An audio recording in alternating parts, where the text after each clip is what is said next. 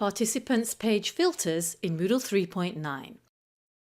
Thanks to this Moodle Users Association funded project, users can now benefit from significantly improved filters on the participants page with multiple conditions available. Here, our teacher is on the participants page and can select from a number of options. He chooses groups and can match any or all. He's then able to add another condition. This time he selects keywords and inputs a family name to locate members of the same family in this course. With a third condition, he can find out which members of that family have been inactive for more than 5 days.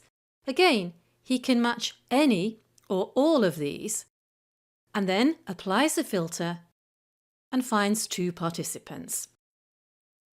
He can easily clear the filters to start again.